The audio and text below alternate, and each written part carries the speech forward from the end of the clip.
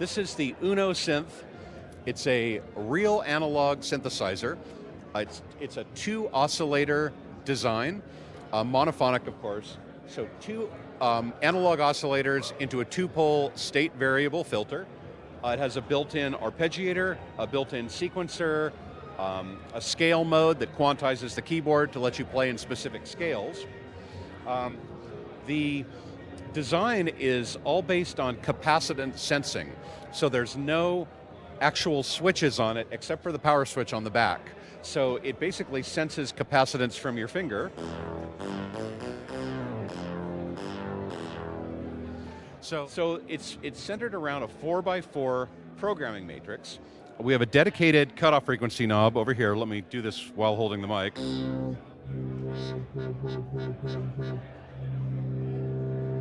And then we have 4 buttons and 4 knobs. So at the top we have our oscillator row, where we can set the waveform for our oscillator 1 and 2. And as I mentioned, they're continuous wave shape. So we start with our triangle wave, and then we can morph that triangle wave into a sawtooth wave. So we have triangle saw to a saw. And then we go from saw to square, and then we have a square wave or a 50% pulse wave. And then the rest of the knob travel is the pulse width of the square wave. That's easy for me to say. So you can go from a 50% pulse width all the way to a 90% pulse width. And you have separate controls for both oscillator 1 and 2. Then you have your tuning controls for oscillator 1 and 2.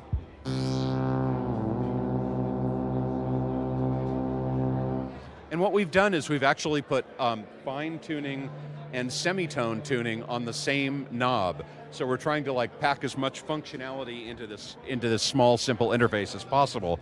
So in the center of the travel, you can go 99 cents plus or minus, so a semitone in either direction.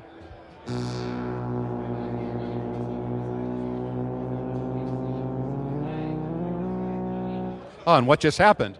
So after you get past 100 cents, it starts quantizing to semitones. So if you want to go like a musical fifth, you go past the 100 cents and then up 7 semitones, which is what we have here. So here's an octave. And then I can do the other oscillator, down an octave.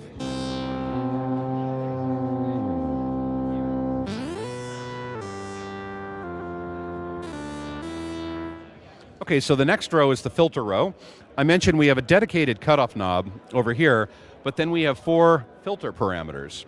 So you can select the filter mode, and so we have low pass, high pass, and band pass, depending on where the cutoff frequency is, of course. Right. Then we have our resonance control.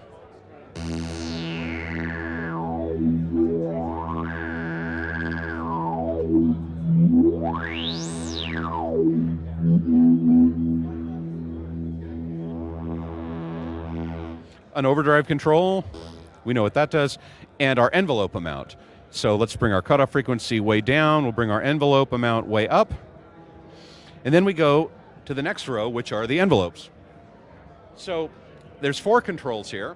To keep it simple, we've given you 2 stages for the filter envelope and 2 stages for the amplitude envelope.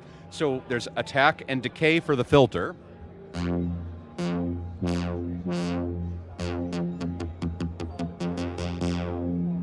And then attack and release for amplitude.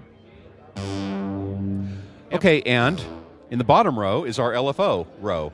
So here you can select the waveform, sine, triangle, saw up, saw down, square, random, and sample and hold. Here's the rate, of course. And of course, when this is synced to external MIDI clock, this becomes the note value. Then we have the amount of the LFO to pitch, so vibrato. Let me turn that rate down a little bit. And to filter.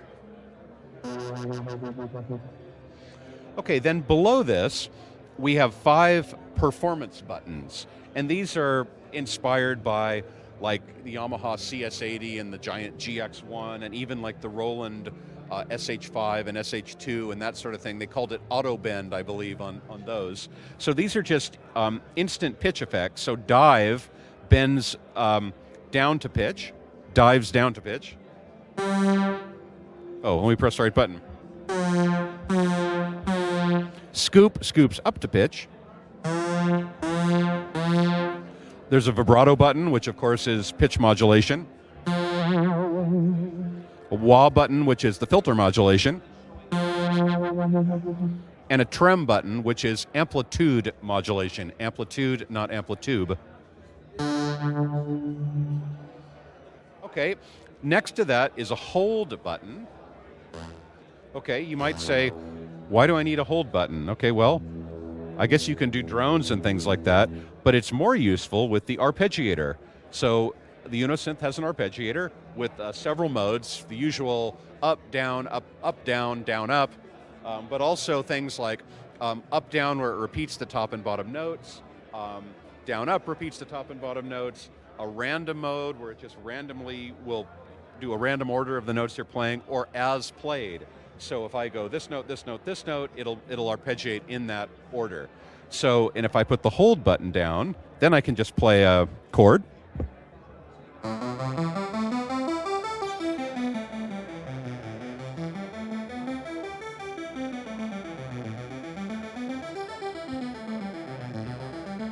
Okay. There's a 16-step sequencer in the synth. That you can program either with real-time recording or with step-by-step recording. The coolest thing about the sequencer is you can actually record each of the 20 parameters on the synth per step. So you can transform the sound completely from one step to the next. And you can do that either in real time or you can do it by programming each step at once. There's also an editor for Mac PC and for iOS that works as a plugin, so you can automate all of your functions in your DAW and it will call them up again, or you can just access like additional functions like pulse width modulation, assigning the depth of these front panel controls, and of course bank management for storing and loading multiple banks. I could go on, but we're out of time. Unisynth from IK Multimedia, Synthplex 2009, Steve Fortner, thanks so much. Talk to you later, bye.